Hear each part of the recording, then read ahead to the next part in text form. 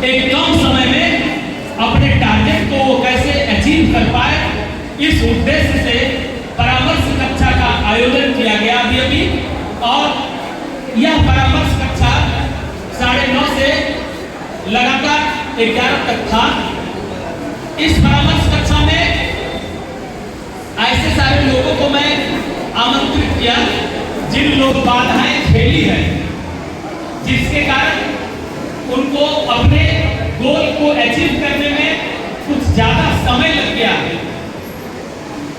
उससे रूबरू कराने के लिए आपको संबंधित दिशा में परामर्श उपलब्ध कराया गया। अब रह जाती है बात यहाँ कि आप उसको कितना आसानी से लेते हैं।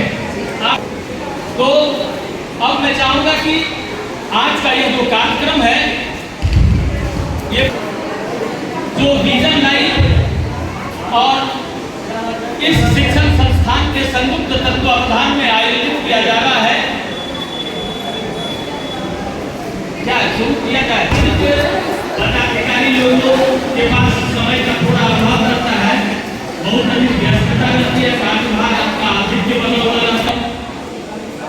मैं चाहूंगा कि आप तमाम जो यहाँ उपस्थित हैं, सभी लोगों का एकमात्र उद्देश्य है कि आपके मैं शैक्षणिक गुणवत्ता किस प्रकार विकसित किया जाए। यह जो कार्यक्रम है सिर्फ बच्चों का कार्यक्रम नहीं है, यह सिर्फ छात्र छात्राओं का कार्यक्रम नहीं है, यह उनके अभिभावकों और इस सोलो क्षेत्र में रहने वाले जो बुद्धिजीवी लोग हैं, जो शिक्षा के प्रति अपनी आत्मीयता को प्रदर्शित करते हैं, उन तमाम लोगों को मैं साथ साथ जो सबसे ज्यादा ये जो जमाना है, ये मोबाइल वाले जो जमाना, ऑनलाइन की तरफ जो लोग ज्यादा प्रखर होते जा रहे, बढ़ते जा रहे हैं, उसका मेरिट क्या है, उसका डिमेरिट क्या है और किस प्रकार के क्लास को उनको पकड़ना चाहिए, किस उम्र से विशेष रूप से ध्यान देना चाहिए, कितने घंटे पढ़ने की आवश्यकता होती है, किस प्रकार के सब्जेक्ट को सेलेक्ट करने की आवश्यकता होती है और किस प्रकार अपने पाठ्य वस्तु पर ओवर कंट्रोल करने की जरूरत होती है, ताकि आप विशेष रूप से बच्चों को इस दिशा में डायरेक्ट कर पाए कि वो किसी भी परिस्थिति में दिग्भ्रमित ना होवे। और जब दिग्भ्रमित होना बंद हो जाएगा, ये कब बंद हो सकता है, जब आप में ये पर्सनल सोच हो जाएगी कि आप अपने बच्चे को सही दिशा देंगे, आप अपने मित्र के और सही दिशा का मूल भाव इसी में छिपा हुआ रहता है कि all around well organised knowledge का ट्रेजरी बच्चे के दिमाग को बनना जरूरी होता है। किसी भी परिस्थिति में आज के जमाने में साधारण एजुकेशन से काम चलने वाला नहीं है, कम मेहनत से कोई खास काम, कम मेहनत से काम चलने वाला नहीं है। उसके लिए एक ऑर्गेनाइज प्लान होने की जरूरत है और वह प्लान आप ही दे सकते हैं और ऐसे ही कार्यक्रम के माध्यम से बच्चों को दे सकते हैं। इसलिए आपसे एक बहुत बड़ी अपेक्षा के साथ ऐसे कार्यक्रम को आयोजित किया गया और उन तमाम लोगों में प्रयास किया गया कि एजुकेशन के प्रति जिनको कुछ भी चिंता है, जिनके पास गंभीरता है, जिनके पास एक अच्छी सोच है, वे ही अपने बच्चों को इस दिशा में और अपने इस क्षेत्र को आगे बढ़ाने में मदद कर सकते हैं। हम लोग लंबे समय से एजुकेशन से जुड़े हुए हैं, इसके बावजूद भी कम अचीवमेंट हम लोगों को मिल रहा है। जितना मेहनत हम लोग करते हैं उतना अचीवमेंट नहीं मिल पाता है। जो नहीं मिल पाता है, यहाँ कमजोरी है, आप अभिभावक हैं, आप उसको देखें, हम लोगों को भी मार्गदर्शन दें ताकि उस दिशा में एक अच्छी पहल कर सकूं। और जो बिहार में जब भी रिजल्ट मैट्रिक का आता है और इंटरमीडिएट का आता है तो हमारे बच्चे, आपके बच्चे फर्स्ट डिवीजन कर जाते हैं तो हम लोग खुश हो जाते हैं, मिठाई बांटते हैं। लेकिन मैं पिछले 7-8 साल के पहले टॉप 10 तक यहाँ के बच्चे और हमारे बच्चे टॉप 10 तक डिस्ट्रिक्ट में आते थे। सोनो हाई स्कूल का नाम उज्जवल होता था। सर जिस समय विद्यालय में थे प्रधानाध्यापक के रूप में। उस जमाने में भी हमारे सोलो के बच्चों में जो रैंकिंग था, उस रैंकिंग का डिक्रीजमेंट हुआ। आज के इस परिस्थिति में मुझे ये देखने को मिल रहा है कि अच्छे नंबर सिमुलतला वाले ला रहे हैं, तो सहरसा वाले, सिवान वाले और दूसरे जगह के लोग जो ला रहे हैं, रैंक जो पहला बिहार में आ रहा है, दूसरा आ रहा है, तीसरा आ रहा है। सोनू बड़ा लंबे समय से ललायत है कि फर्स्ट रैंक क्यों नहीं मिल रहा है सोनू को, सेकेंड रैंक क्यों नहीं मिल रहा है, थर्ड रैंक क्यों नहीं मिल रहा है। तो उस रैंक में ले जाने के लिए हम लोगों का एक इंटीग्रेटेड प्रयास होना चाहिए, एक समेकित प्रयास की आवश्यकता है कि इस क्षेत्र के बच्चे ज्यादा से ज्यादा उस क्षेत्र में जा पाए। और उस इंटीग्रेटेड प्रयास के लिए हम अब यहाँ के अभिभावकों को और शिक्षा प्रेमियों को आज के इस मंच से आप अपने बच्चों को और यहाँ से जो एक दूसरे के बीच जो विचारों का आदान प्रदान होगा, उसको लेकर आप घर तक जाएंगे और एक सही दिशा और एक सही निर्णय लेने की क्षमता बच्चों में डेवलप कराएंगे। इसी उद्देश्य से आज का यह कार्यक्रम रखा गया है। तो काउंसलिंग चल रहा था।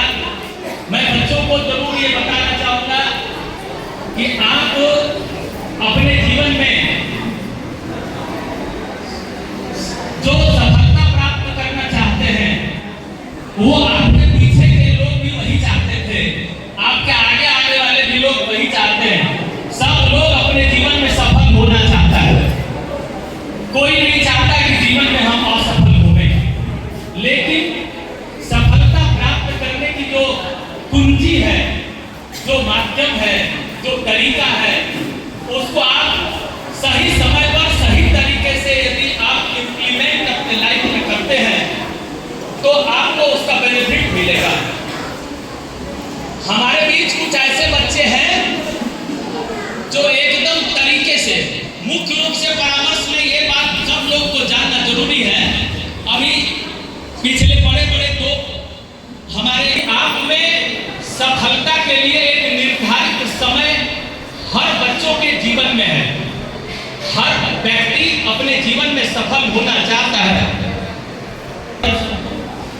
हर व्यक्ति अपने जीवन में सफल होना चाहता है, लेकिन सफलता के लिए जिस मंत्र की आवश्यकता है और जिस कर्मयोग की आवश्यकता है, उससे थोड़ा सा लोग भटकते हैं, का थोड़ा सा अभाव रह जाता है।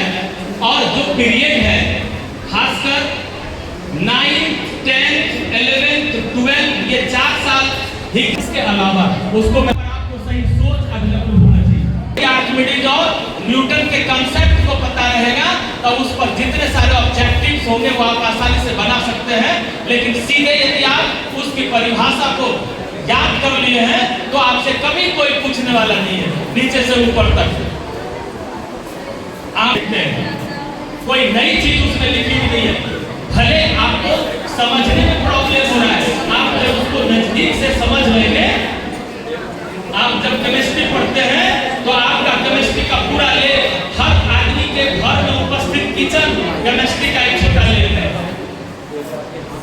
आपके यहाँ जो भी काम करने के लिए मजदूर आते हैं, अगले साल ये रिजल्ट उसका हुआ 12 का, इस साल कम से कम 6 कंपटीशन निकाल लिया है, मेडिकल में जा रहा है, जिसमें हम लोग उसमें गए।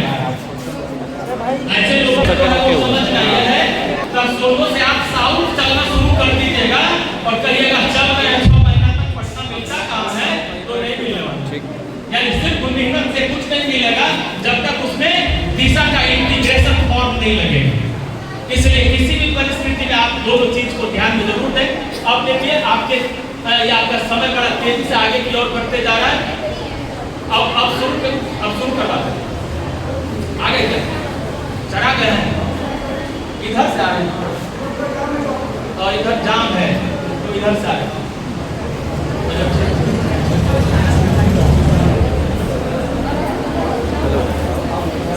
हेलो, हाँ नंदन, एक के उद्घाटनकर्ता के रूप में हमारे बीच उपस्थित हो गए हैं प्रशासनिक के रूप में सोनू प्रखंड के माननीय।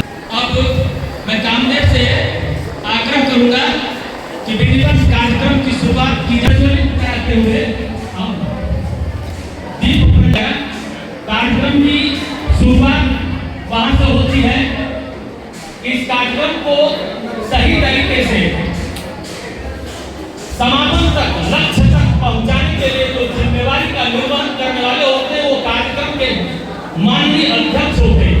इसलिए मैं चाहूंगा कि सबसे पहले कार्यक्रम की अध्यक्षता के लिए, कार्यक्रम में अध्यक्ष पद के लिए आमंत्रित किया जाए और